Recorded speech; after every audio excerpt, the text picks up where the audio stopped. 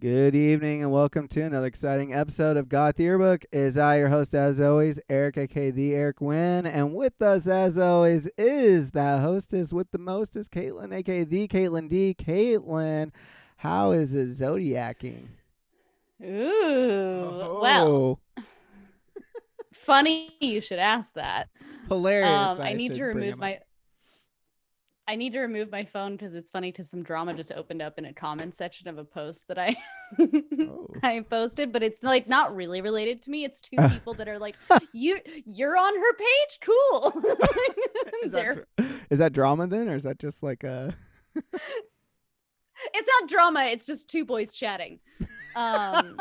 Anyway, so if you are a true crime fan, as I'm sure a lot of our listeners are, and it's kind of weird to call it like a true crime fan. Like, if you like criminal activity that is harmful for people, no, if you follow that kind of, I'm sure you heard today that so Fox reported basically that like they said it was very misleading wording in what they posted. But it was saying that like the Zodiac killer was identified by this group called of independent investigators called Case Breakers. And Are they like 12-year-olds? You're gonna think of like anything that's like such a like innocent. We're the Case Breakers.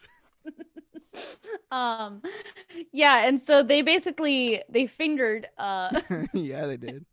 Behind the junior high. They fingered one Gary Francis Post as the Zodiac killer, and they had essentially their like evidence of this was that his full name was necessary to provide a what's the word when you like when you like solve a code to crack the code. You're not gonna be you're not gonna know what I'm talking about. No, shit. It's right on the tip of my tongue. Is it like the separate group? Yeah. The softball game's gonna be crazy between those two. Hopefully someone's in our YouTube shouting it right now. What do you mean? Like it's someone who specifically... It's like to solve the code that he would put in his letters. Like, you know how people have been trying to crack the decoder? No, I know what you mean. Like, and that's the guy from the Chronicle. Like, he became obsessed with trying to crack it, right? Right. I don't know what the word is, but yes, I know what you mean. I know what the word is, and I just cannot think of it. If there's any gumshoes out there, please let us know in the chat. Yeah. So the group claims, this is according to Deadline, that deciphering the coded letters sent by the Zodiac yielded Post's name as the killer. In the letters, he claimed to have killed as many as 37 people. The Case Breakers also claimed to have discovered an alternate net message based on Post's full name.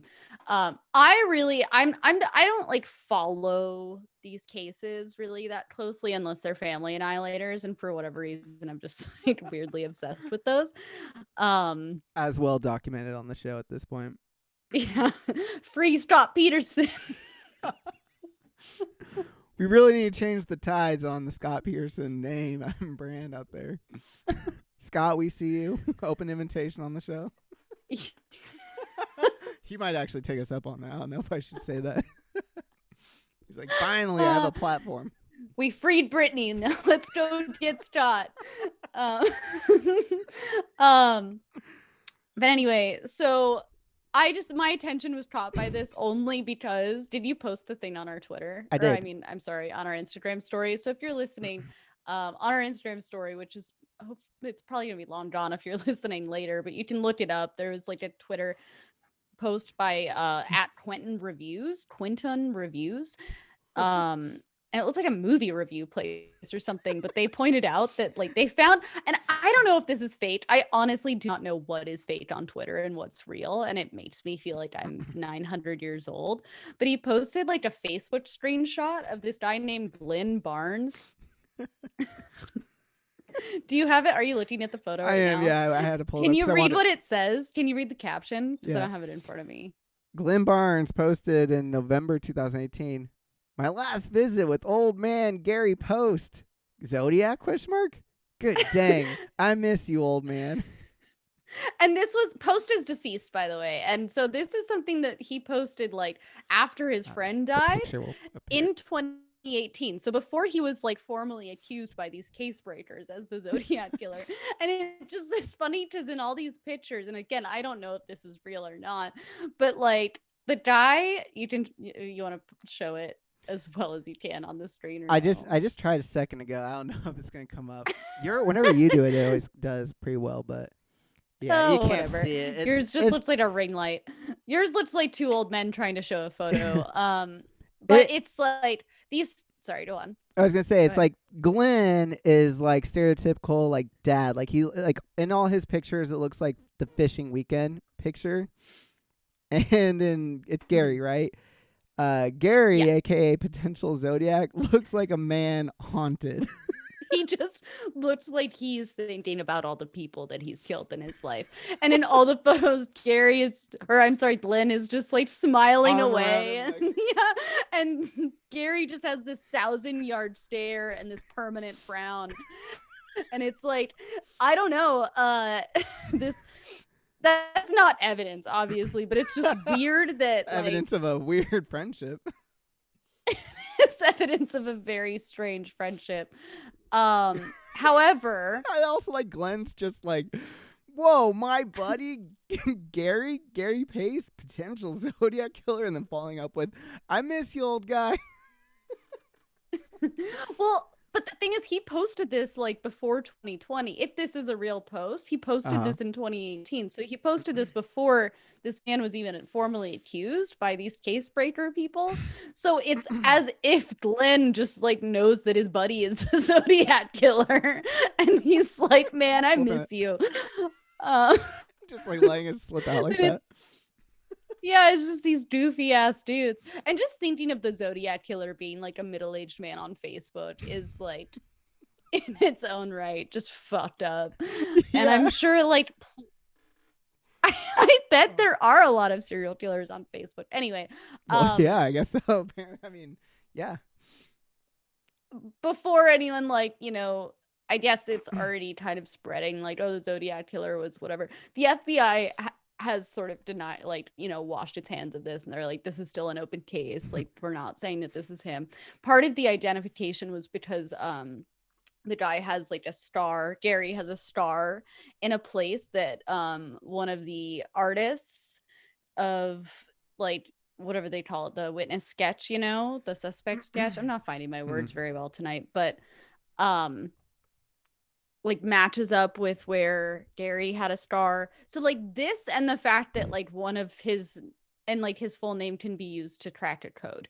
So that's not Uh, exactly something you could take to the court yeah, system and be like, this man is irrefutably guilty. yeah. Case And not breakers. That one needs to percolate a little longer. yeah. And in fact, so a well-known author who is like kind of an authority on the Zodiac case, he wrote Zodiac Killer, Just the Facts, Tom Voigt, and he also runs like one of the bigger websites about it. He claims that the accusation or like saying that this identification in quotes is completely bogus and in quotes hot garbage. So Hey, strong words. everyone's a critic, right? And when asked by Rolling Stone if he's familiar with the case breakers, he goes, first of all, the funny thing is, I've never heard of any of these people that are these so-called experts. I have been doing this for 25 years and I've never heard of them. So there's some red flags right off the bat. And the funny thing is, they're matching up lines on foreheads. No witness has ever described lines on the Zodiac's forehead. The lines were simply added by the sketch artist to fill in the sketch. The amended sketch, which is supposed to look more like the Zodiac, according to witnesses, doesn't even really have any lines. So they got rid of them. So because the witnesses were like, really, so he goes on to talk about like that, and then at the end of this article he's like, in fact, him having a star on his forehead makes him less likely to be the Zodiac killer. And then he basically supposes, he's like guessing that some intern at Fox just like read half of a Facebook article and like posted this up basically, and because the guy's dead, it's like, he's not gonna like, hire a lawyer to defend himself or whatever. But And if you don't know who the Zodiac Killer is, he is like a 1960s serial killer. He's uh, uh who sent like threatening mail to the police, and he would like threaten. He did It's a kind lot of more hard than to be that. threatening in the mail. Oh, I'm sorry. He also killed like upwards the of way 5 you like people. start off like, well, he sent these really goofy letters to the. He also sent goofy letters though. Yeah. That were often in code, and they were like often like the classic sort of like cut out of newspapers. Like he might have even sort of made that a thing. Your standard like crazy fucking serial killer Ransom antics. note. Yeah, exactly. No- Yeah, that's our Friend of the show, No Halo, in the YouTube chat said crime bite. cryptanalysis. Is that the word you were searching for earlier? I guess. I I don't know. I feel like there's a specific word. I don't know. That might be close to it. I'm like circling around it. It's probably gonna come to me in like 3 weeks, and it's just that. I hope these case breakers, you know, Cipher. You like I just time traveled 3 weeks into the future. For those of you who will listen to the podcast and not watch the YouTube, Caitlin just like took on like a whole new life when that word came to her. I do like these case breakers. I hope that they crack this one. I hope they become like, I really am picturing like a group of children. And Caitlin, did you see the Zodiac Killer movie? I'm picturing two children in a trench coat. That's exactly what I was gonna say. Did you ever see the movie, the one by what's his name, David Fincher? I'm picturing that fucked up scene when Jake Gyllenhaal's like at the guy's house and like he runs out of the basement. I'm picturing like these two kids in a trench coat, like, we need to get out of here. Case breakers, disband.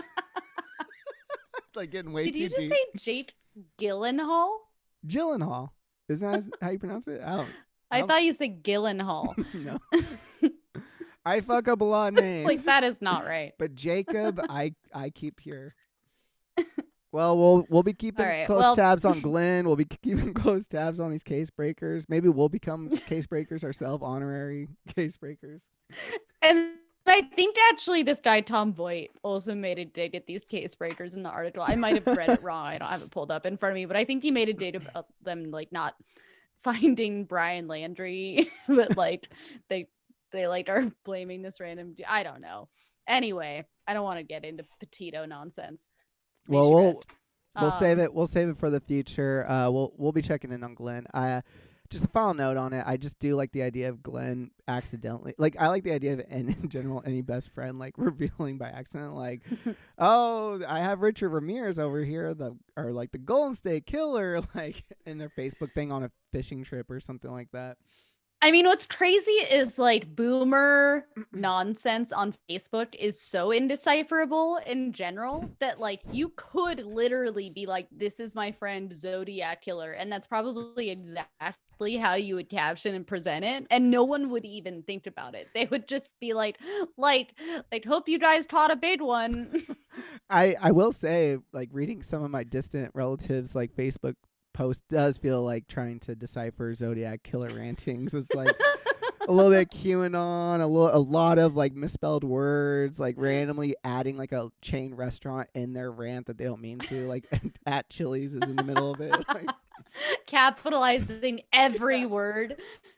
Yeah. Oh man, anyways, we can't even we can't get into that. That was a long rant. I'm sorry. It's all good. We do have a guest this evening. Let's segue on into that.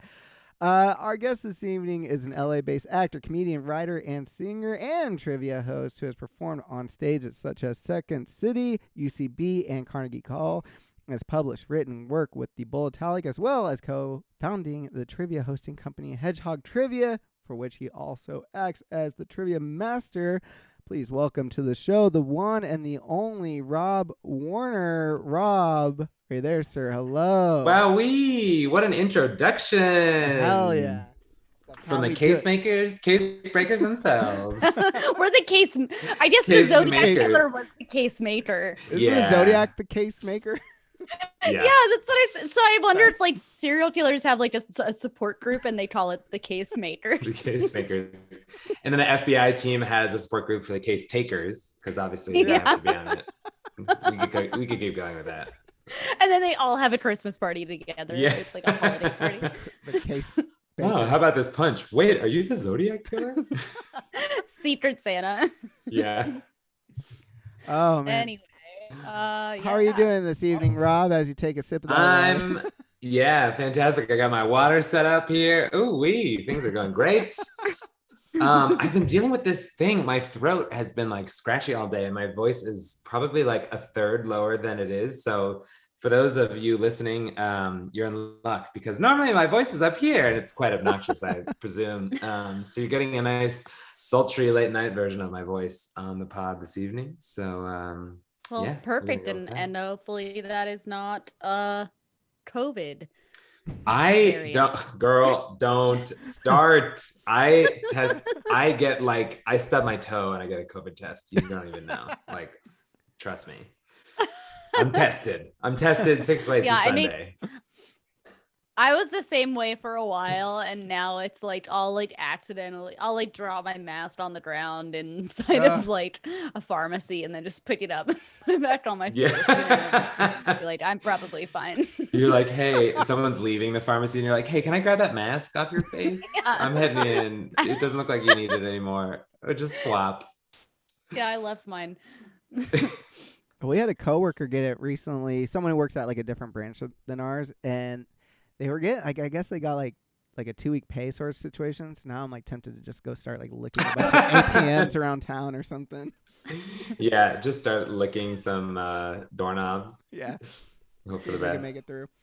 Yeah, it's funny because I was just telling Eric before the show how like irritated I am in general about like how just like it's just weird how irresponsible everyone's become about COVID compared to like last year when it was like the numbers are obviously down quite a bit, but like we all were like spraying our groceries down from the store. We weren't touching our faces. We were washing our hands for 20 seconds, and now people are just like going to concerts and like fucking strangers and like I won't say that I've been perfect this whole time, and it's human nature. You know, like to like not be, you know, like quarantine is tough, and like people have mental health issues too that like are related, you know, you need to like human connection and stuff, but I'll just say get vaccinated, but not people. That much human connection. Okay, relax. Yeah.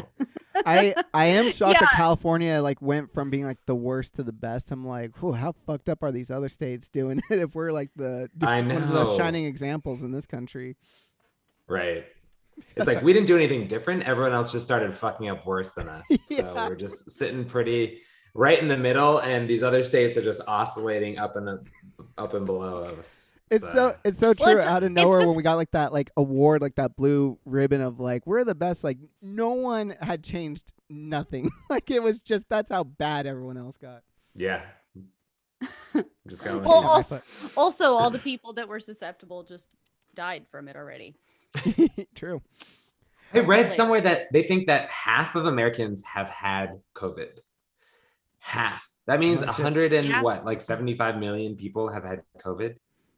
I mean, I think it's probably passed through my system at least, like, and maybe before. I think I'm one of those people, knock on wood, and I am vaccinated, but like I'm one of those people that I'm pretty sure I just have like whatever antibodies that exist that like I never experienced symptoms, because I was working like, I don't want to turn this whole thing into a COVID podcast, but like I was, you know, like working with people very closely in like a massage setting, you know, and like seeing lots and lots of people a day. And it was like all these closed doors, like not great ventilation, and everyone was getting sick around me. And like, I just have not experienced it, you know, and I'm very grateful, but I'm also like, I don't know. I try to take precautions, but it's like, this has been the most probably divisive period, and I know everyone kind of knows that, but it's like it's kind of genuinely hard to stay friends with a lot of people that like honestly, it's been kind of a blessing for some, because I'm like, oh, you posted like a slightly questionable thing about COVID on Instagram, bye-bye. Like never wanted to see you again anyway, and this makes it so much easier. I'm out. 100%.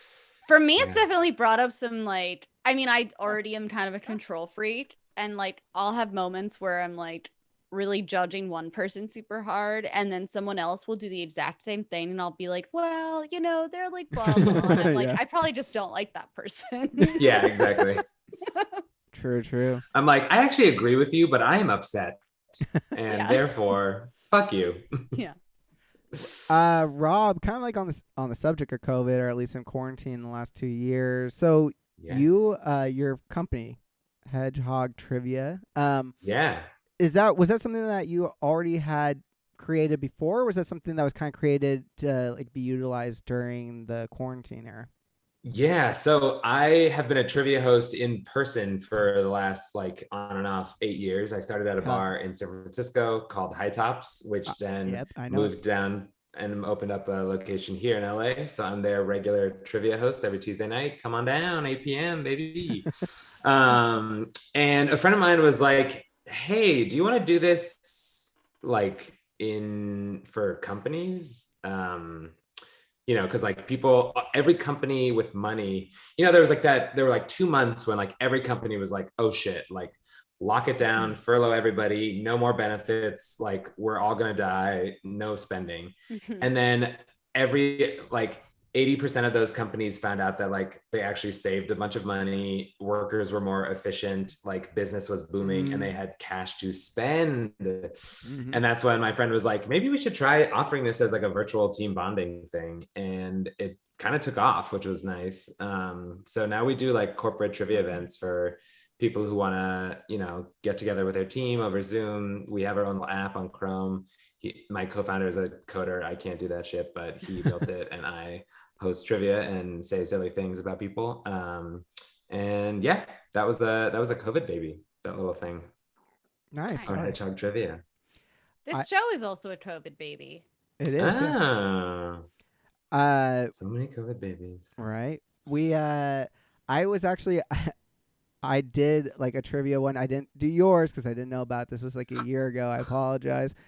Wow. And it was accidentally like me and a group went and did it, and we accidentally got involved in like someone's like they paid for like just like a private one, and somehow like there was like a mix up and we got involved in it, and it was like I don't know if it was like a bridal thing or what. No, I guess there was like I don't know, but they were all wasted and they were all very cool though. It was all like they were all very like inviting, but there was like one girl who was kind of wasted and obviously was not okay with it, and she kept being like, yeah, and then also the ones who weren't part of our group, and it was like, the stank on it. Wait, so you crashed like Zoom bridal shower trivia night? It was hilarious. it was like a drag trivia thing, yeah. Oh, okay. And yeah, I guess we crashed it. That's so funny. I love this. Imagine just being like, thank you all, like my closest friends, for coming to our trivia night. And I'm sorry, I'm just noticing a couple faces I'm not familiar with who, Becky, we went to college together. Sarah and I pledged. Michelle's here. And then Eric, you are... That was like they all like, and it was like a lot of like long running things. Like they probably like all knew each other from like college, and there was a lot of that. And like they would like there would be certain things that would happen. They'd be like, "Oh, Rachel, she knows what blah blah blah," like that kind of thing. Yeah. Like, and we know stuff about. Did they do? They didn't. I'm assuming they didn't, but I would have lost it if they did like a bridal specific trivia round. And they're all right, these questions are all about our number one girl, Rachel. Come on. You know what? I feel bad. I said bridal, and now that like it's all coming back to me because it was a year ago and like the fucking year. But it was one of the girls' 40th like birthday, I think is what it was. Now that I'm remembering, so it was like all revolved around that. Yeah.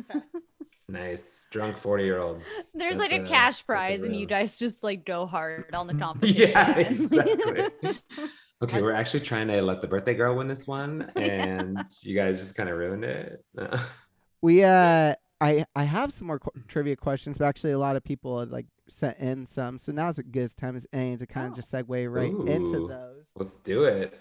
So here's the truth about me and trivia. I host trivia because I'm terrible at trivia. I have no memory for facts. They come in and out like, I don't know, things that come in and out. And I'm not a good person to have on your team. I can recall like fun facts whenever I tell people I'm a trivia host, they're like, "Oh my god, tell me a piece of trivia," and I'm like, oh, fine. It's like Dance Monkey. Yeah, it's like but if open you up your ask me head, like, Snapple. yeah, exactly. If you ask me like the capital of an obscure country, I would not be able to tell you. It's been a I'm while the since I same played way. Scrabble. I would want to be on Eric's team though, because Eric is like the trivia dude. I Yeah, am I mean, I am a huge pub trivia like fan, bar trivia. I used to love going to those pre-COVID like all the time. He literally crashes 40-year-old birthday Yeah. parties just to play trivia. That's how obsessed he is. True. But yeah, let's do it. Let's see what we got. Okay, I'm just gonna go in order because when I dance around, so it's not going to be immediately about trivia. Did you used to have a specific song that you would use for our auditions? Oh boy, I used to and still do have my go-to song. If it fits the style, it's I believe from Book of Mormon because Oh, nice. I've got that like Yeah, you Aryan, got the Mormon I logo. almost said Muslim. That's not right. Mormon thing going on. And B, I can hit those notes, which I'm very proud of, and I like to Hell yeah. belt. So I go Dang, that's for a it. good I go song. all That's out. impressive. I did actually. I wanted to ask because I was lurking and I saw that you did play Carnegie. What did you perform at Carnegie? Yeah, so I was in a I always like to put that in, and then when people find out why I performed there, they're like, oh, okay, that's interesting. I was in a semi-professional chorus in college. I sang with a group out of NYU, and the conductor, Francisco Nunez, if you're in the world, is like actually kind of hot shit, and he got us gigs at Carnegie Hall and Lincoln Center. But I was just like a tenor in like a small chorus, so it's like not, I wasn't like singing back up to, I don't know, the Stones or whoever sings. Hey, who performs there. I any reason to be at Carnegie Hall, in my opinion, is still very impressive. It was honestly. fun. It was very cool. I'm not gonna lie. All right, that's a good one. I like that you use that song. That's a great one. Out of curiosity, has anyone ever have you ever had to go in and like sing one of their songs, or like you had to go in and kind of like you had like the homework of this is what you need to sing at the audition, and like as you got into it, you're like, ooh, this is just like not working out? Yeah, I've definitely had those. I had one song where it was a waltz, and for whatever reason, I just like could not find the fucking tempo. They're like dun dun dun dun dun, dun, and I kept getting off beat. And I'm like kind of a music theory nerd, and I studied music theory in college, and we had like sectionals. One was like melody, one was harmony, one was rhythm, and I was like so good at rhythm. They had this thing where you had to like use your mouth and tap and pat and clap and like do a bunch of different rhythms at a different time, and I was always nailing it. And then when it came time to do this waltz, I just like he had to start like 4 times and restart, and I was just like, I'm so sorry. And they're like, that's okay, why don't we oh no. Like when they're just like looking around for like, how can we utilize this time and not make this person feel bad? And I was like, it's okay. I like, thank you for your time.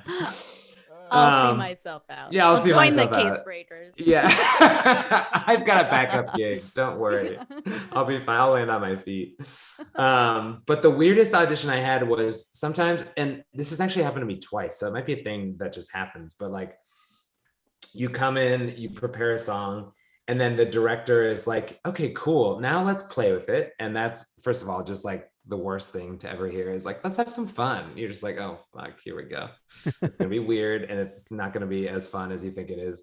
And they've twice this has happened. They want you to like sing the song, but do it in some sort of like weird scenario. So they're like, okay, now do I Believe, but you're like a murderer lurking in the alley.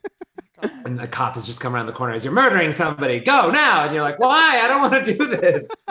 And it's kind of like a weird college level acting exercise. Yeah, exactly. And you're like, I believe. Oh, fuck. Like, it's weird. Yeah. Too many people like that weird style of like, let's throw them something cuckoo and see what they can do with it. I honestly, so I like before I ever played in bands or anything, I was like a theater kid growing up, and I did like decently in like the play world, but I just like ate shit in all my musical theater auditions, and I always wanted to be like you know, a star, obviously. Yeah, Like you want a sure. role, you want whatever. And I like never even got a call back. It was horrible because I was like obsessed with musicals growing up.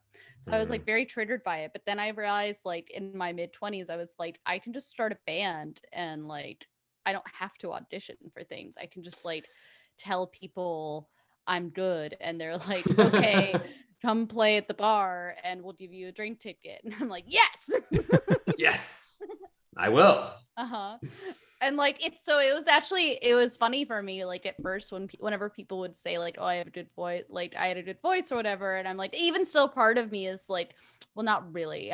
You know. I'm like, Tell that to my high school musical director, yeah, exactly. Mr. Sheridan.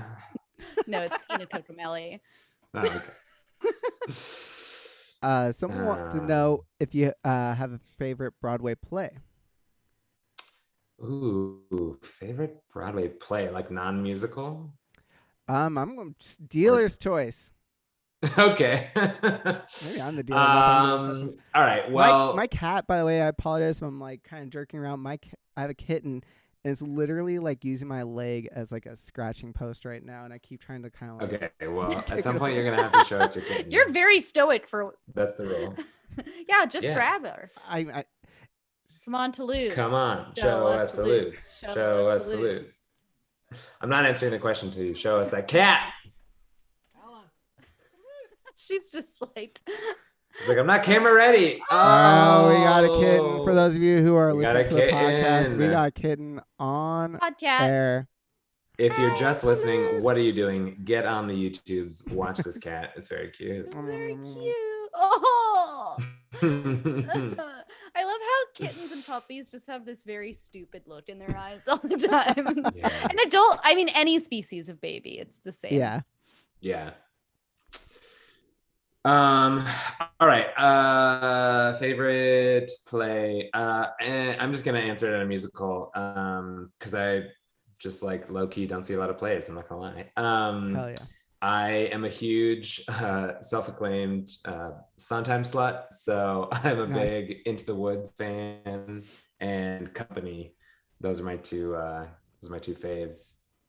Nice. Did not get a call back for Into the Woods either. What'd you go out for? Rapunzel? Little Red Riding Little Hood. Red. Ah. You'd have been a great. But Red. To be Yeah. fair, the girl who was like got all the roles in my high school class went on to be like opera ingenue in like the Paris opera. Oh So yeah, she cheated. Yeah, that's not fair. I just can't really compete. Yeah, we had. I've heard a couple other people have had this.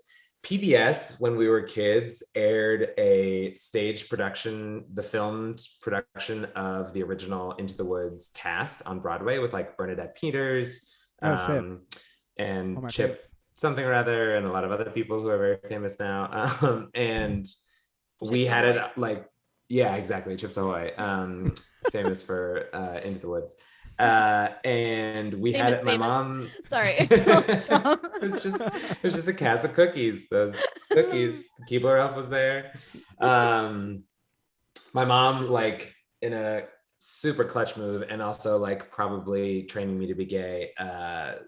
Like recorded it on VHS, and we like didn't have a lot of movies, so it was like one of the only things I could watch on a rainy day or sick day, and I watched that thing religiously. I could probably recite it word for word from the top, lyrics and dialogue. So. Honestly, I could do a pretty good part of that too. It was just something I listened to a lot growing up. It's an amazing show. Oh, it's incredible. And I mean, Sondheim heads out there know it's just like cool because, you know, so many musicals are, you know, it's like broken into musical numbers and then dialogue and then musical numbers and then dialogue. And all his shows are like fully scored the entire time. So they're also notoriously hard to put on too. Yeah. And they're also horrible audition pieces. This is another thing I learned. I used to audition with I Believe, from Company. Oh my God, the final number. Like somebody Company hold me too reprise. close. Yeah, Company reprise, exactly. And whenever you'd bring that into any Sondheim piece, his instrumentation is so complex. You'd bring it into an audition piece and you'd hand it to the, you know, accompanist, and they're like, oh, mother And then inevitably they're like clunking through it and they're missing beats. And you're like, I'm so sorry. And they're like, yeah, don't bring Sondheim, you asshole. So, note of fact, if you're going on an audition and you can avoid a Sondheim, do it, because the accompanist will thank you for not having to play his cockamamie background. Good one. That's good background information. Caitlin, I'm sure I know is yours. Well, you have a couple, but I know you did show me Chess, and I have Chess, grown the to musical. I like the music of Chess. I haven't seen the actual thing of it, but I enjoyed the. Well, I could be wrong about this, but I believe it was never actually even staged. I think it was actually just like a recording, and I've seen recordings. It's like Elaine Page, Tommy Torbert, and they look like they're in a courtroom, like they have like microphones in front of them. It's just very strange.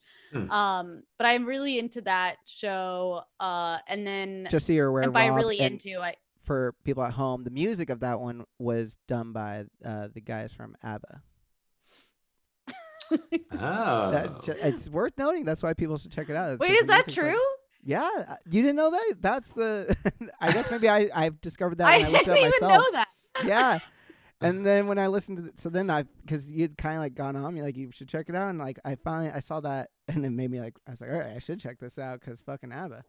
Well, I was about to clarify. When I say I'm really into it, I don't mean I know anything about it or like currently listen to it. I mean I listened to it when I was like 10, like on repeat, and know every single word of the show.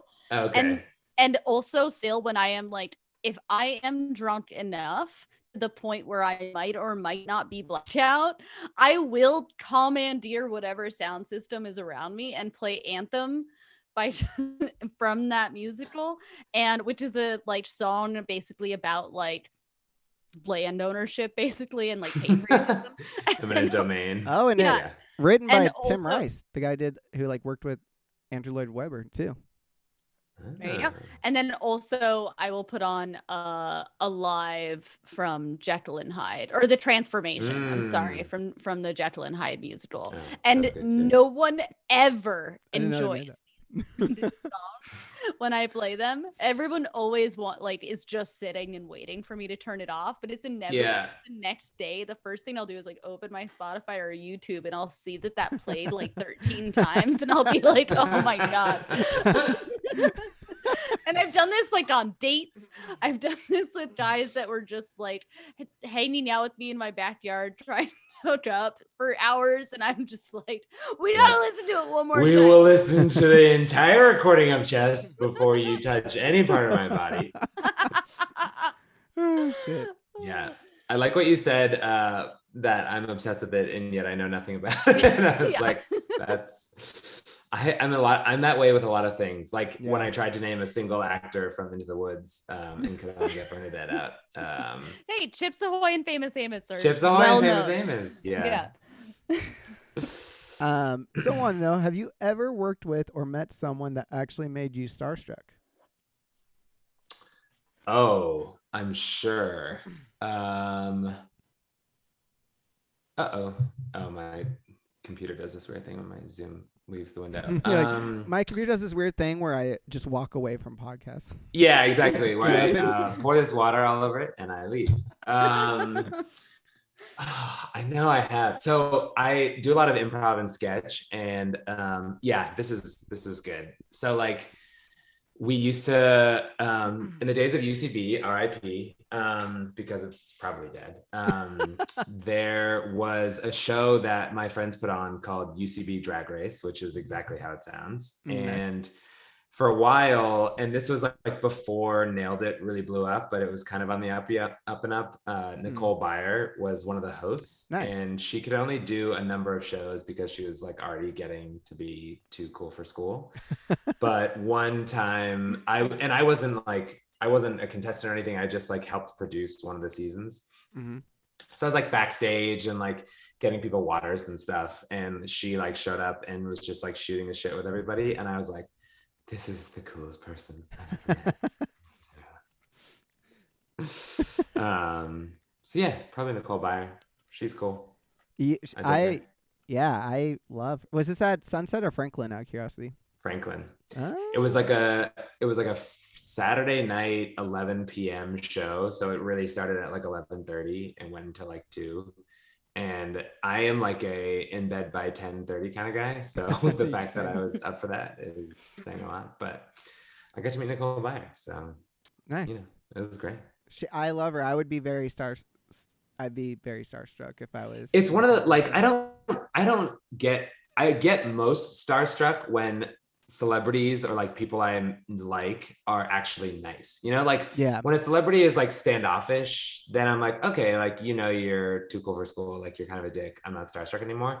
But when a celebrity is like really engaging and funny and like just genuinely kind, that's when I'm like, oh no, you can't be good too as a person. Like you have to be, you know, exclusive and unattainable. I need that for me. Otherwise you're just a normal person, and then who am I? Yeah. Well, then it's kind of trippy too, because it's already this person that you've like projected all kinds of nonsense on, Of and course. then it's like they start Exactly. messing with your projection, and it's like, whoa, like what's happening? Yeah. And there's also, I mean, obviously you always want to have a little bit like the act like you've been here before sort of thing. But sometimes, Yeah. especially if it's like outside of like a place where you might typically, I always think about this, but when I was little, which is so funny, like when you're little, you're starstruck about anything. But I was at this volleyball competition thing. My cousin was playing in this volleyball competition in Arizona, and fucking John Lithgow was there. And this is like back in the 90s when Third Rock from the Sun was still on, and you know he's the guy from fucking Footloose and that one with Sylvester Stallone out in the mountains. I'm blanking on the Cliffhanger. Like he was in a million movies, you know.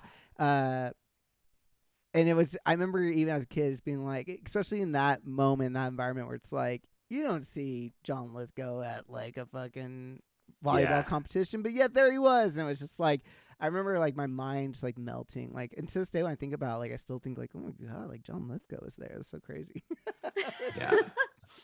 Even though like you saw him like I don't know if I saw him at like Disneyland, that'd be like so different. If you saw him like at like a I don't know if he was like at a show that you were at or a concert or something or at the bowl, it'd be like not that crazy. But for some reason, like being in Arizona at that moment, because then it felt like he was undeniably like the biggest, you know, person in that room. But of course, like small, making himself small because he's probably there for his son or something. You know, he didn't want to take myself. Yeah.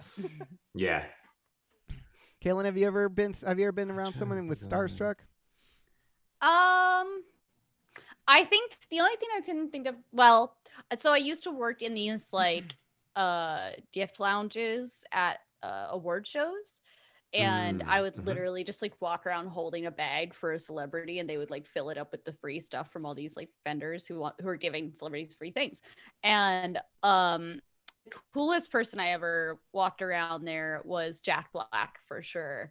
And he was like super funny. He was very nice to me. He was cracking jokes and everything.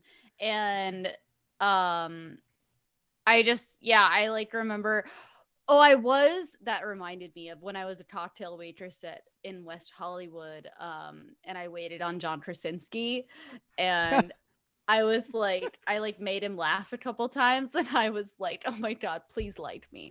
Yeah. Please. I just felt like so desperate, you know. I was like, Jack he's probably Ryan. pity laughing at me because I'm like trying way too hard to like make him laugh, but also I'm like, maybe he'll fall in love with me. I don't know. Like, sorry, suck it, Emily Blunt. Why do we do that? You know, like when you meet a celebrity and you're like, if we are friends, then my whole life could change. You know, like what is that? What is it about that? You figure out the next 10 like years of your life in just like 2 seconds. Yeah. And, like you think that there's a chance that you might like, you're like, if I just say like that one like really quirky witty thing, but I look really like cool and like dissatisfied, they'll look at me and be like, he'll invite me to the Hamptons. Yeah. And I mean, I've had we'll have our birthdays together. I've had those crossroads in my life, and then one time at that same bar, this like I forget who it was, but she was like, what bar was this? It was El Carmen. Yeah.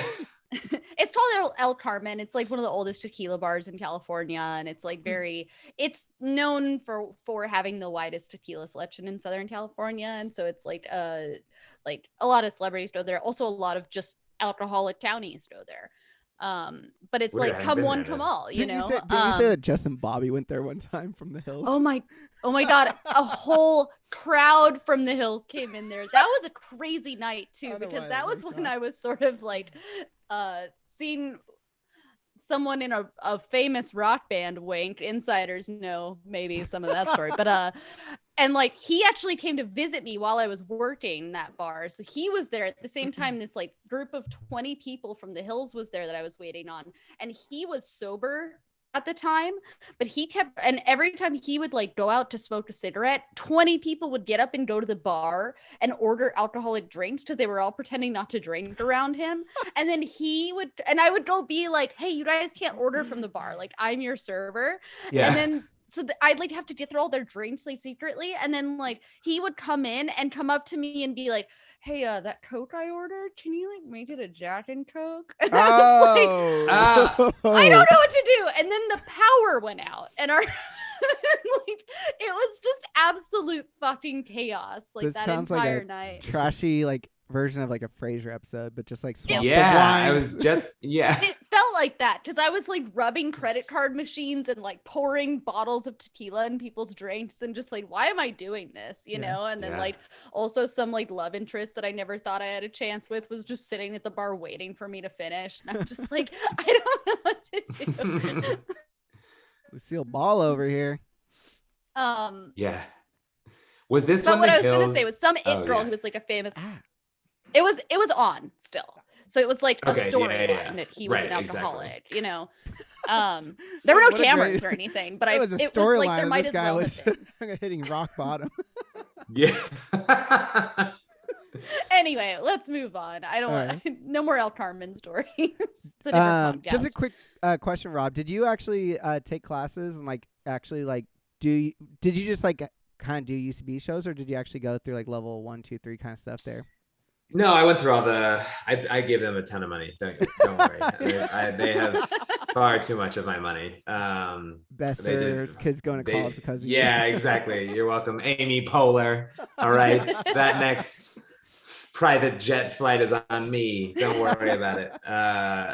No, yeah, I took all the improv classes, literally all of them. I took a few sketch classes. I took musical improv, which if the UCB theater, I think the UCB. The latest goss on the street is that the theater and the school are gonna like probably part ways because the school is quite profitable and the theater is a money pit. And am I using that phrase right, or is money pit a good thing? No, money that's just right. Money pit's bad. Yeah. Okay. Great. I was like, wait, money pit. That is exactly what they used to be. It's like a Scrooge McDuck sort of like you're picturing like a money pool. Yes, money pool. Excuse me, money pit, money pool. So the school hopefully will stick around because the classes are, decently good. And the musical improv one, if you like singing and comedy, Tara Copeland, shout out. Ashley Jean Ward is also a teacher there. Some of the funniest people and the funniest classes. And I don't know if you like, shout out to Baby Wants Candy and Magic to Do. Those are some musical improv teams. Every Place I Cry, Zach Reno and Jess McKenna. Yeah. I love them. Hilarious. That's awesome. Yeah. So yeah, I got into that, and at some point would love to do that again. Me and my friend Ashley had a really fun musical improv duo where we pretended to be these like old washed up Broadway stars that like never quite made it. And so we would sing songs from like off Broadway shows that never came to fruition by like getting suggestions from the audience. They'd be like, oh, where are you from? And then it's like, oh, New Jersey. And it's like, oh, I remember we did a production of Cabaret in New Jersey. It wasn't Cabaret. We were still workshopping it, but Cabaret had a great number in it. And remind me your last name, like Johnson. Oh, yes, it was Sing It Again Johnson. And play that track. Sing It Again Johnson from Cabaret. That's brilliant. I love that. That's actually, I love that. It was a great little gig. Yeah. Oh, you guys. Yeah, I would love to see that. That's actually like a brilliant. Yeah, me too. But then Ashley moved to New York. Oh, no friend of ours. If you're listening, Ashley, you ruined my life. You heard it here first. You heard. Ashley, come back. I miss you. We're not the case breakers. We're the friendship breakers. Yeah. We're going to burn some bridges on this pod. That would be fun. Like a Dr. Phil style podcast where you just have people come on and like burn their bridges with people. Oh, I'd love that. Like, fuck you, Stacy. Yeah. So like we work together.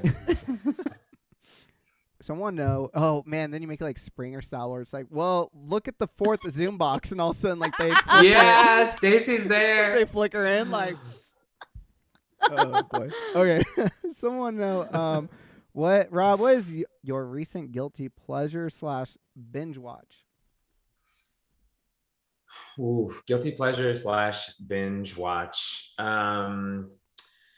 So we did a lot of $1 Million Listing LA throughout the pandemic because it was kind of like being outside. You know, you got to like go to different neighborhoods and see different homes, see your friends. Those being the reality TV stars in the show. Those are my friends. You have a great attitude for when the environmental collapse inevitably comes, and you can just watch reality shows and be like, "This is just like being in nature. Just like being outside."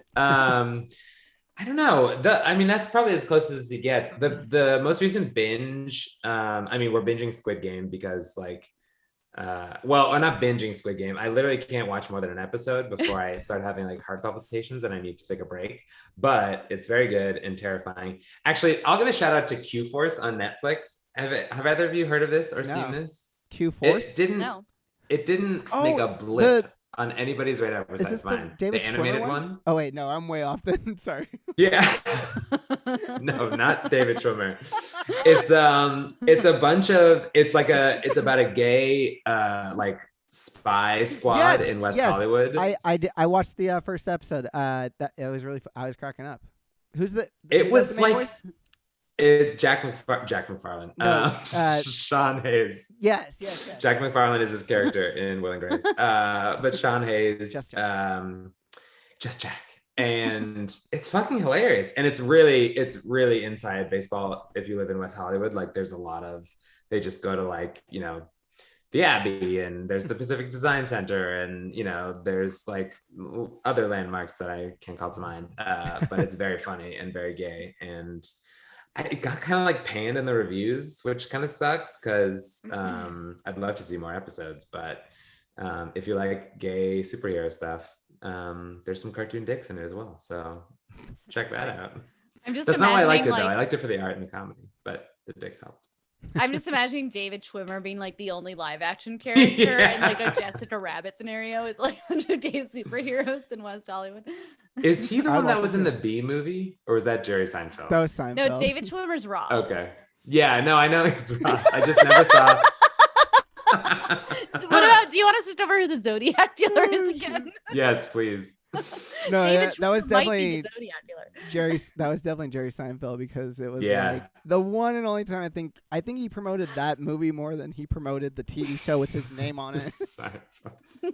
Like he promoted the fuck out of that B movie, and then because that movie needed it, it needed a boost. But yeah. That would have been funny, just one live action David Schwimmer in an otherwise fully animated queer show about gay spies. I want to see that show too, honestly. Someone wants to know, what is your all-time favorite garbage reality TV show? So here's where I let a lot of people down. I don't watch a lot of reality TV. I'm like not a Housewives fan. Don't do a lot of Bravo. You do? Didn't you play? Who'd you play on like a thing for one of the? It was the Bachelor, huh? Yeah, so I played Chris Harrison in Bachelor the Musical, which was very fun. But spoiler alert, I have not seen a single Bachelor episode. Wasn't that guy that disgraced Chris Harrison? Yeah, right? He got a dishonorable discharge from that one. That's a wild story. If you've seen one, you've seen them all. Exactly. I watched him do an interview, and I was like, "Oh, he's a bland white guy. Cool, I got this." Did either of you watch Unreal? Where it was like the that show is so good. Show is amazing. Damn. Caitlin, have you seen that? Where it's like it's a scripted fictional show, and it's basically about like the production team behind a TV show like The Bachelor / Oh, Bachelorette, that's cool. and it's like super fucking dark. It's actually hilarious too.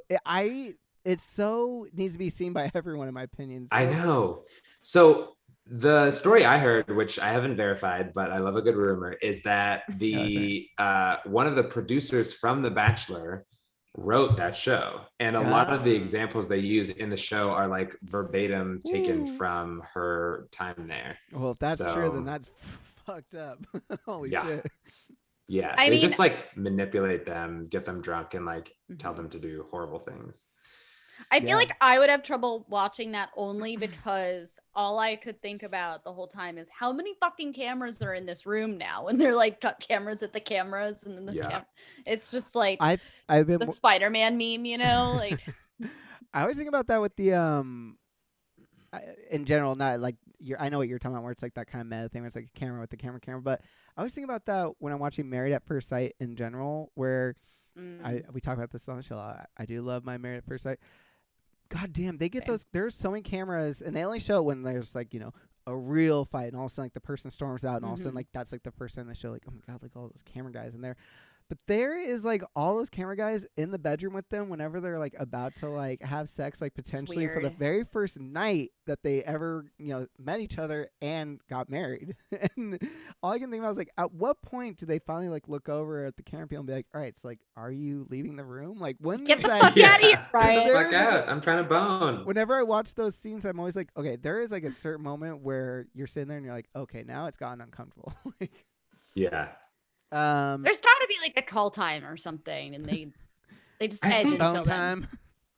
So here's my thing about reality TV, and feel free to hate me for this. I did an episode of $1 Million Matchmaker.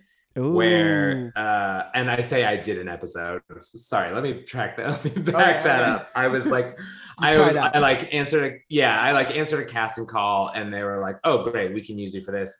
Basically, like the millionaire was at this resort. They film it at this resort in like Beverly Hills. Resort is also a polite term for this like hotel off the 405. But he like had me in the cart with the millionaire, and the millionaire was supposed to like hit on me, and I was supposed to hit on the millionaire.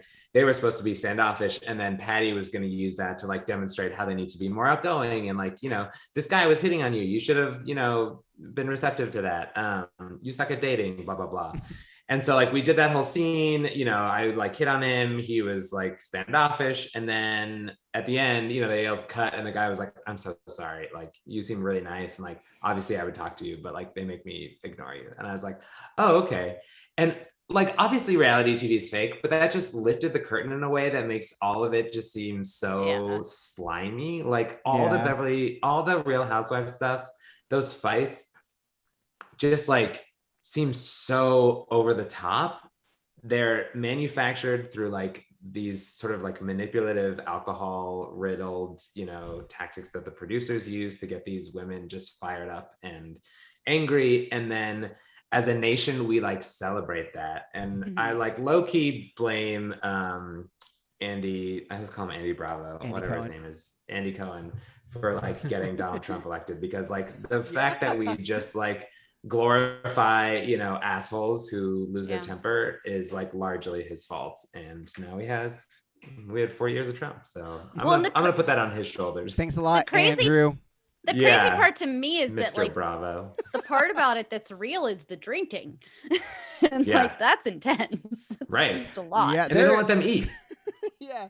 You do witness like some real decadence as far as like the alcohol consumption on these shows. Like there are, I have watched some of the Housewives, and I'm like, whoo.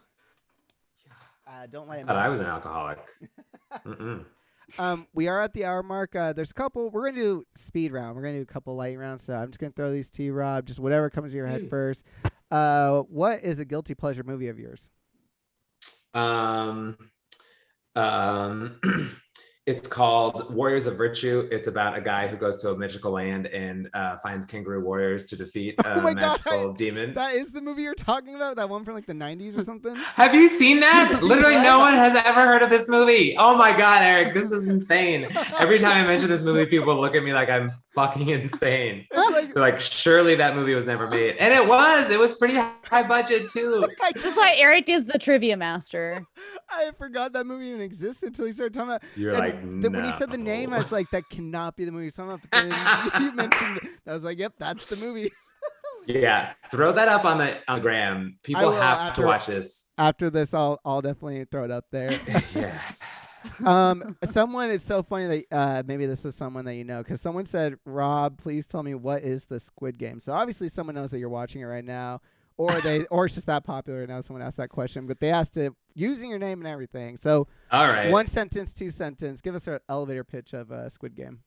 Squid Game is about a bunch of down on their luck Koreans who need a way to win a lot of money, and so they enter a Hunger Games-ish style competition where they could win a lot of money, but they could also die. That's the oversimplified version, but it's on Netflix, and it's much more fucked up than that. So my question sounds is, too stressful for my blood. Is the game It's way within too the stressful. show supposedly televised? No. So there's sort of like two plots. One is, a bunch of these people pursuing the money and whether or not they can survive. And then there's another plot of like somebody trying to infiltrate the game and find somebody he's lost. And so there is sort of this connection to the outside world that we've yet to discover as of episode 3. But the other thing I don't know is that like why somebody's running this whole thing and potentially giving these people upwards of like $50 million effectively. And it's like, what's his end game? Like, what is? Yeah, I'm sure that'll be the thing that they get more into as well. Well, and it just seems like such a strong like aesthetic to the show too, and like all that production value. So I would assume it was televised, kind of like Hunger Games, Well, in the first episode, I'm not giving anything away. He just like the evil guy sits down and like watches it with a bowl of popcorn and a glass of whiskey. Yeah, and it's like he's not jerking off or anything, but he's clearly getting some sort of sick, twisted satisfaction from watching this. And it's just like, is that the end game? Just that he can like, live out his twisted fantasy of watching people play children's games to the death?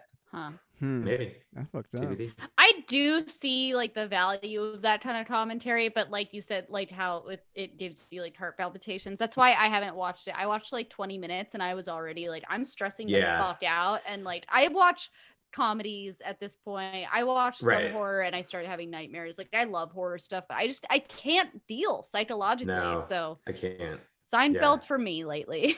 Yeah, 30 Rock through and through. Hell yeah, you're talking to huge 30 Rock fans. Lightning round though, Caitlin. Sorry. That's all good. Favorite Halloween costume you've ever seen or worn? I'm gonna say worn because the year that that song "What Does the Fox Say" come out, I dressed up as a slutty fox and I had like a piece of white on my chest and a Sharpie, and people could write things that they thought the fox said. It was a huge hit, and I got some serious tail that night, pun intended. My niece would be obsessed with that. Oh, that's that's not my angle, but to each their own. In a cute way. Okay, cool.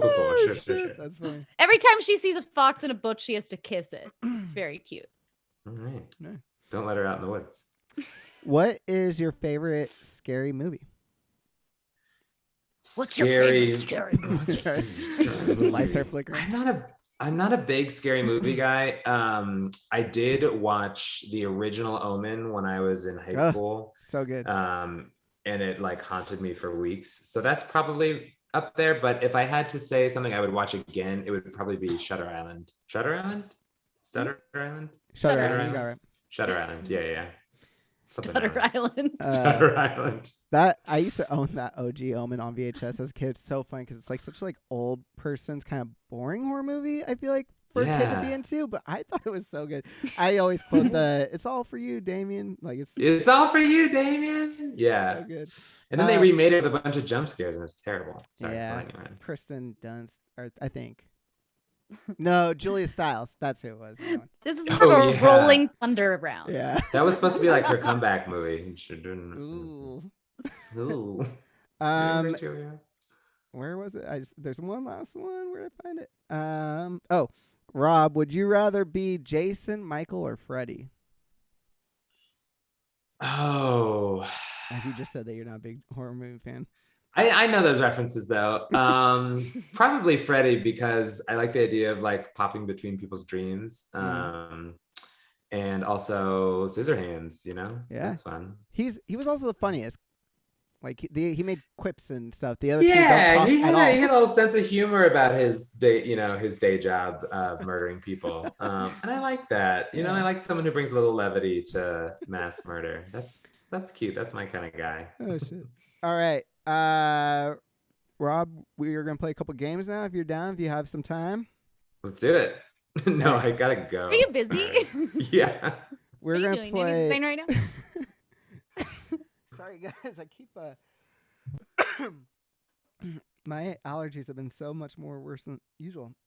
So I apologize for all the coughing. All right, we're gonna play first of all the classic game MASH. Rob, do you remember the game MASH? Yes. Hell yeah. Hell yeah. All right. Well, we're gonna do it this way. I'm gonna list a couple things. You're gonna give me 2 like dream positive choices and 1 like worst ever negative kind of thing. Here's an example. The very first one we're gonna do is 2 dream places to retire and like what would be the worst nightmare place to retire. Okay. 2 dream places to retire. You know, good old classic Puerto Vallarta, Mexico. Oh. On the beach. I think another cool place to retire would be Lake Como. Oh my God, Italy. yeah. I fucking Clooney. That's how I learned about that place. Yeah. That's where he got married. Oh, damn that guy. All I that know, right? Casamigos money. And then Worst a place. shithole place. This just came to mind because I grew up there in Boston. That would not be fun to retire there. Fuck no. God, that'd be stressful to retire there. I know, all that shoveling. 2 dream jobs and a nightmare job. 2 dream jobs. All right. Well, I think one really cool job would be like late night host. Hell yeah. Another dream job, I'm just staying in that vein, sending good vibes out into the universe. You know, SNL, fill in the blank. And then terrible job. I would not. This is hard because I'm going to say this and someone listening is going to be like, oh man, that's my job. I know, that's always what I feel bad about too. Yeah. I think like high school janitor, just because like, I'm not like a cleaner. Like I know some people enjoy cleaning. It's not for me. I'm a pretty clean person. What's that? But the high school part. The high school part is because high school students are horrible. Yeah, exactly. And they do garbage things with their bodies and anything they have access to. So they would just make things miserable. And yeah, they have like adult-sized body waste. Yeah. But like tiny brains. Child sensibilities about what to do with it. Yeah. No, I think high school janitors are probably like the unsung heroes of our country. 100%. I salute you. Yeah. 2 of your favorite colors and your least favorite color. I know where this is going. 2 of my favorite colors. I'm a big fan of blue. Do you have like a love a blue? Not gonna lie, love a good old blue. Just tried and true. And then there's this like orange that I'm gonna describe very poetically. It's like when the sun is setting, or it's like in the middle of a fire. Amber. You know, I think of amber as being like brown, like the fossil. Maybe I made that up, but I know what you're talking about. What's the color of her energy then? Brown? That can't be right. Yeah. So that orange, whatever that orange is, let's call it amber. I wrote down sunset orange. Yeah. Because I like sounds that. poetic. Yeah. Yeah. Did you want to give like a good for your blue, like sunset blue? Yeah. No. Let's do Let's do ocean blue. Ocean blue. There we go. All right. That's cliche, but so is liking blue. I don't know. And then like a garbage color is like a neon yellow. Ooh. Like no good came from anything in neon yellow. Besides safety of construction workers, but otherwise. Yeah, exactly. But or seeing like a school bus come flying. But that's why they make it neon yellow, so you stay the fuck out. So ugly, yeah. The second you see it, you're like, oh, I'm not going there. That's 2 dream vehicles, mode of transportations, just like whatever you call it, and then your worst one. All right. So the number one comes from the number one comes from my first crush when I was in middle school. He drove a Jeep Wrangler, like an old school Jeep Wrangler. Hot. Yeah, so hot. So bad for the environment and so hot. The second one is probably they don't make this yet, but I really want an electric mini convertible. That would be okay. That'd be dope. Like the Italian Job style, but environmentally friendly. And then down in the dumps. I mean, I'm just gonna say the car I had 2 cars ago. It was a Nissan Altima, and the sunroof wouldn't close all the way, and one of the mirrors popped off halfway through ownership, and I didn't have the money to fix it, so I drove around with a mirrorless sunroof open Nissan Altima, and when it rained I had to duct tape saran wrap over the top of my car. I've been there with my previous cars, like my one in high school, and I like had busted the back window to like put duct tape and do all this stuff. Yeah, like, garbage during bag. the middle of like winter season. And then you got on the highway and it's like yeah, exactly. It's so loud. Yeah. Okay, 2 dream crushes, like celebrities or whoever you want to be that you would retire with, and then like the worst person ever.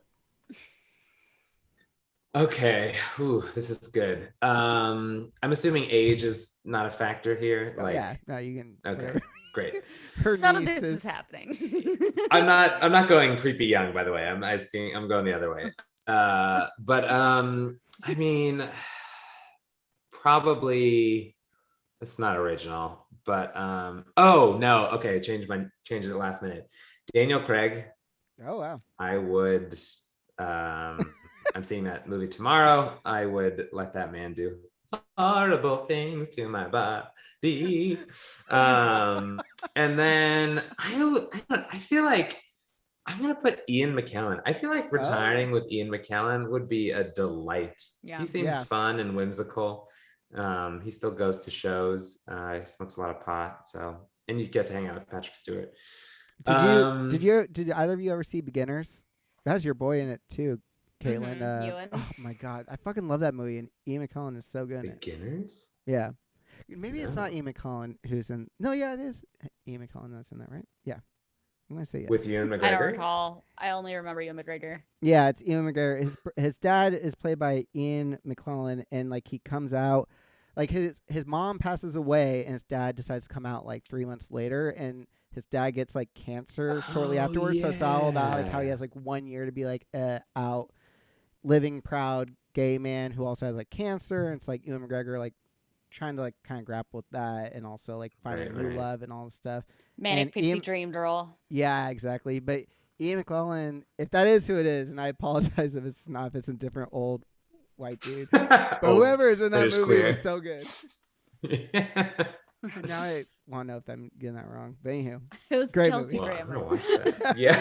Oh my gosh, I wish. It was John Lithgow. Oh, it was Christopher Plummer. God damn it, I was wrong. Oh yeah. Different. Oh shit, different. Same, but different. Old white guy. I apologize, Christopher Plummer. Gary, we see you. It's still worth it. Check. Yeah. Anyway, go on. Well, and then I need an old dirty bastard to retire with. The worst person. Who would be the worst person to be like, oh, this is who I'm with the rest of my life? I mean, like probably like Kevin Spacey. I don't know. Like That would Nailed I it. know That's a good how one. grim do we want to go? I was thinking Harvey Would be Weinstein, really but bad. then like I think I would just I'd take drastic measures if that were the case. But I mean, Kevin Spacey, with Weinstein, yeah, he's going to pass away quickly. Probably. Like, I mean, he's not doing too that's well. true. Spacey's probably going to live like so long. But the conjugal visits, I couldn't. Yeah. I'm not gonna. Yeah, no. I just need to recap Eric's pronunciation of every name on this show. What did I say? You just said Weinstein. Weinstein. And you said Weinstein. McClellan. You did say McClellan. I caught that. I didn't That was, say that. And Gyllenhaal. I said Gyllenhaal. Let the record show. Weinstein. So Sorry. we going with Harvey or Kevin?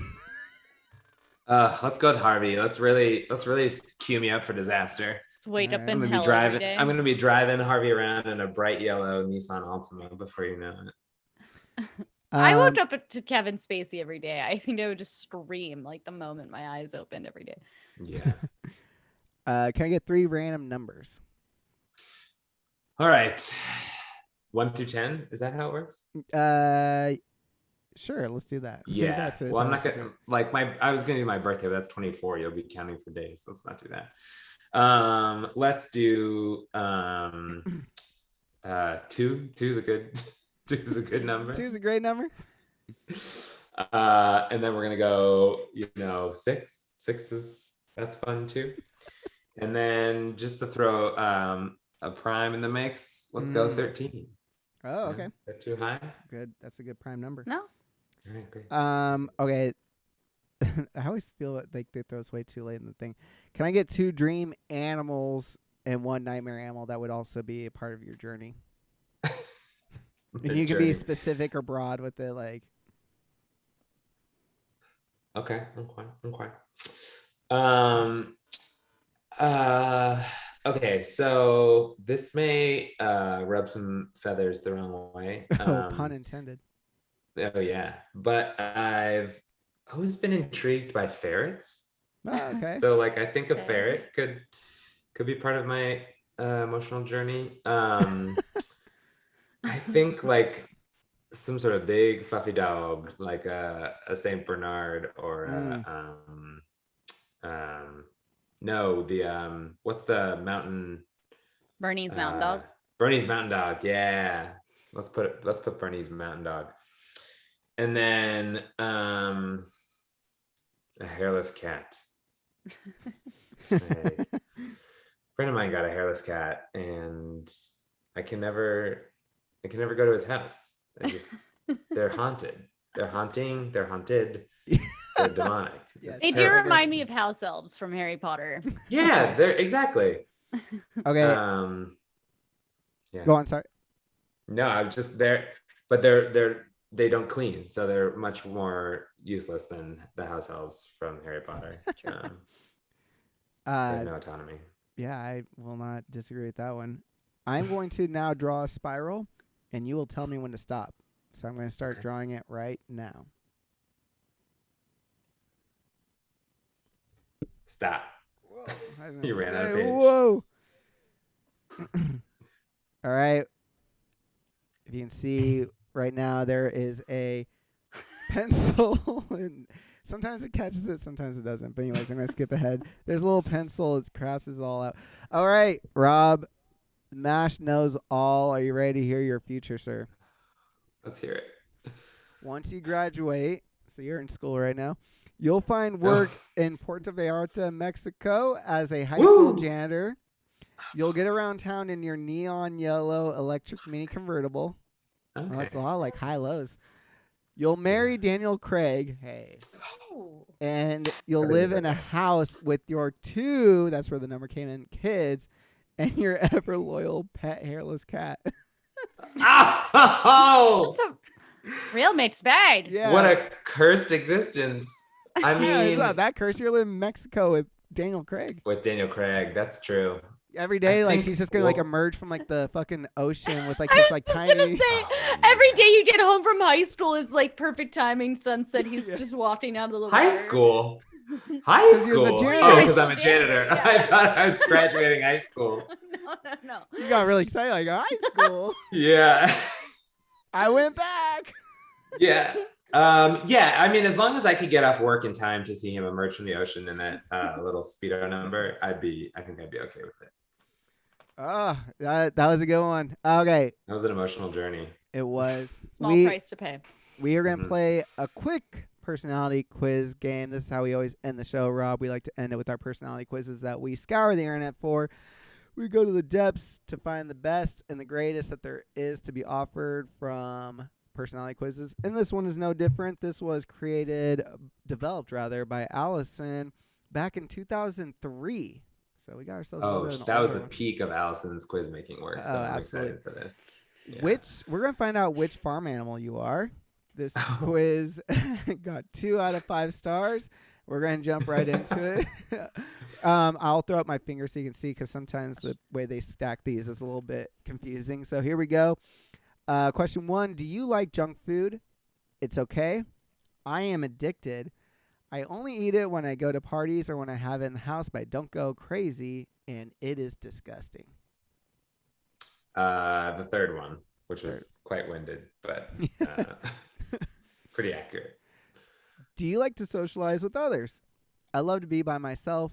I only hang out with my friends. I like to live in a tiny little hole by myself with my little elf friend named Bob. Or I am called the social butterfly in school. I feel like 1 and 3 were similar, but they wanted to just tack in a sadder existence. I've been referred to as a social butterfly once or twice, so I'll go with the 4th one. There you go. Do you like to show off your talents or abilities? I let other people have the spotlight to themselves once in a while, all in caps. The spotlight is all mine, also in all caps. I never let anyone else share my spotlight. I hate it. Showing off is mean. Or, my gosh, it is horrible. I'm enemies with people who show off. Wow. Jesus Christ. I'm thinking of how she's mapping these to farm animals, and what kind of farm animal is hogging the spotlight. I remember my days of the petting zoo, and you had that really rambunctious sheep who just had to steal the show. Yeah, I mean, I'm an actor. I'm a performer. I'm a spotlight whore. I'm gonna go too. All right, it's all mine. Are you a messy person? I am both neat and messy. I am a neat freak. I am mostly messy, but just a little neat. Or I love to have mud fights, and my room is the messiest room you'll ever see. Wait, were any of those clean? I feel like it was like clean but messy, and then they just went downhill. The second one was neat freak. So neat freak. Yeah, they didn't have like a middle ground though. It's like you're either a neat freak or you're like messy in various ways. What was the first one? Was clean but messy? It said I'm both neat and messy. I mean, that's for me. lack of that cancels. I relate to that. I mean, I am man. I contain multitudes, so yes, I am both clean and messy. All right. Yeah, very specific and yet wanting these answers, these options. We always like to assume that most of these are probably created by people who are probably 11, 12, maybe a sleepover with their friends. I think that's generous, but yeah. Oh wait, I forgot to look at the specific day, because sometimes it's like a lot of times they're like the first day of summer. Okay, this was August 1st, so getting near the end of summer. Allison and I made a few quizzes. She's getting a little dog days. Yeah, days. She's feeling high on her recent success of which Harry Potter character are you? She's expanding. Allison is our age right now, probably too. This was made in 2003, so that's still making quizzes.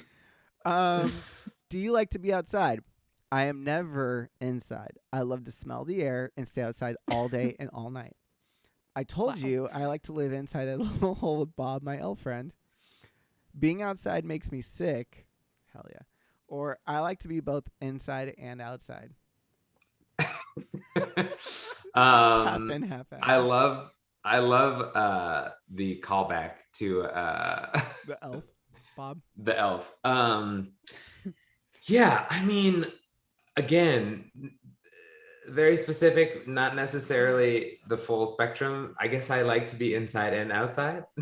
Okay. Like I enjoy both aspects of life. If it rains, I'm more of an inside gal. But I'll hit Runyon every other weekend or so. You know, All right. I'm a cliche. You watch the Millionaire Listing show? Yeah, exactly. So I'm outside all the time. Yeah. I'm outside Bravo on Thursday nights from 8 to 9. Exactly. Yeah. Do you like rolling in the mud? Ew. Sometimes. No. Yes, yes, yes. I am just like a pig. This feels like a leading question, Yeah. Allison. I'm not trying to dig in.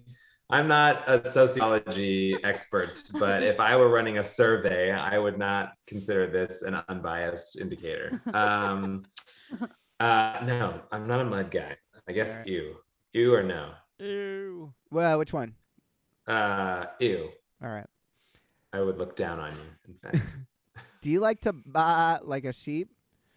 What the Allison. heck is your problem? Yes. So what the heck is your problem? Yes. Ba, yes. Mhm, Only Bob does. The aforementioned Bob. the elf. Sure. No, why would I? What am I, like a sheep or something? I mean, this time she got my answer pretty much exactly, which is the fourth one. Okay. But again, Allison, we need to talk about your sampling. This is not a scientific study. It's not going to pass peer review. I'm sorry.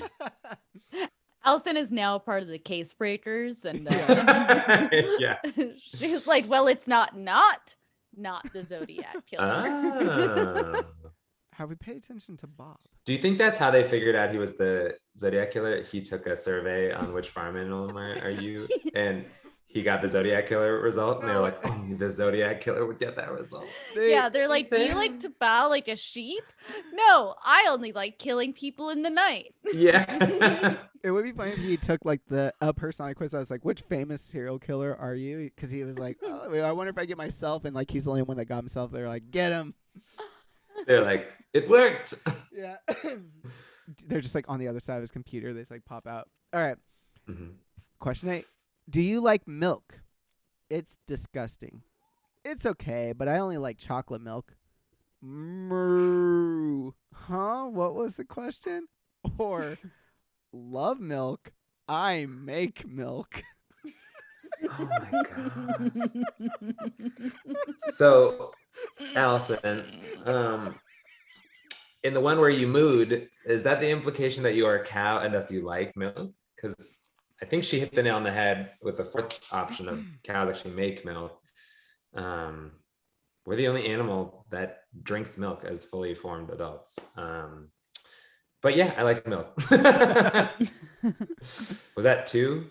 I'm not a cow. There's one. So your options were It could be a cow, but loving or liking milk at least is one that's it's okay, but I only like chocolate milk, or love milk, I make milk. And then one's mooing, and then one's disgusting. So there's none that just say like I like milk. I know. I guess the third one. I guess I have to go with the moo. Moo. Okay. Woo. Do you I feel like? like I'm pigeonholing myself. Do you like chicken? I live at KFC. I love it. Ew, it's not that good. Or no, I would never eat anyone of my own species. I am not a cannibal. Yeah, I finally get. Yeah, exactly. Are the subsequent questions just like, are you a duck? There's been one job where I'll be like, I don't know, like, what planet are you? And like near the end, like the last question, I'm like, which of these planets would you like to be? It's like Jupiter. They get like so winded by all the previous questions are thrown out. Yeah. I love chicken. I'm a big eater of chicken. Whether or not I'm a cannibal remains to be determined, but yeah, love it chicken. All right. This is actually our last question. Do you like llamas? No, they're gross. They're okay. Hell yeah. I raise both llamas and alpacas. Or why would I? I'm pretty neutral on llamas, so I'm gonna go with they're okay. But big fan of the animated film Emperor's New Groove, where they deal a lot in animated llamas, Yeah. but real life llamas, I could take or leave. All right, we Fair are enough. going to now calculate your scores. Very scientific, I'm sure. Well, apparently you had. That's so funny. Sometimes people will accidentally like unclick a box or click a box, but they wrote that you only got 2 out of the 10 questions correct. So apparently they were right answers. But What? it's very interesting that you are so neutral on this animal because you are chosen to be a llama. A llama. A llama. Here's the reason why. According to Allison, you like to just sit and rest in the sun with the rest of your llama and alpaca friends. That's all she wrote. You know, she's not wrong. I love a good beach day. I tan or I don't tan, but I burn instantly. So, you know, I gotta wear my SPF, but if I can stand it, I'll sit on that beach. I'll hang out with my llamas. I love it. Well, we You got me, learned. Allison. We learned That two was things this truly a evening. journey, not the destination type quiz. Yeah. I had no idea discovering which farm animal you are could have correct and incorrect answers. That was a life lesson right there. I think we all learned something after that. Absolutely. Well, from one llama to another, I'm going to say this, Rob. It was an excellent time this evening getting to learn so much about you. We did find out that you are, part llama, it sounds like. We learned that you were going to have a incredible journey getting to Mexico with your future. With Daniel Craig. Yeah, with Daniel Craig. Oh, my. Can't wait. For the listener at home, Rob was just moving and grooving his shoulders. He's very excited about My little llama shoulders are very excited. But unfortunately, sir, that's all the time we have this evening. I do thank you. We had such a blast, or at least I had such a blast. But Likewise. Thank you. Before we get going, I am going to throw it to you if you want to plug anything or if you want to point the people out there to check out your work or the trivia stuff. Where can they find you at? Yeah, I'm on Instagram at Rob Just Does Things. That's probably the easiest place to figure out what I'm up to. High Tops in West Hollywood every Tuesday night at 8 p.m. is trivia night. Come on down. And if you are looking to play some corporate trivia or want to do a remote trivia game, head to hedgehogtrivia.com and I can hook you up there. Hell yes. That's my spiel. Awesome. Well, again, Rob, thank you so much for coming on. Had an absolute blast. We'll definitely find an excuse to get you on the show again in the future. Caitlin, as I always say, thank you for being the co-host with the Mo-host. Thank you to the people that were in the YouTube that were chatting. I did spy No Halo that you said Harry and the Harrisons. Yes, I did forget to mention that on John Lithgow's ever-expanding resume. But other than that, that's all the time we have this evening. So I'm going to say good night to y'all. Good night, guys. Thanks, Thanks llama. for having me. Thank you. Have a good one. Bye. Bye. Toodaloo.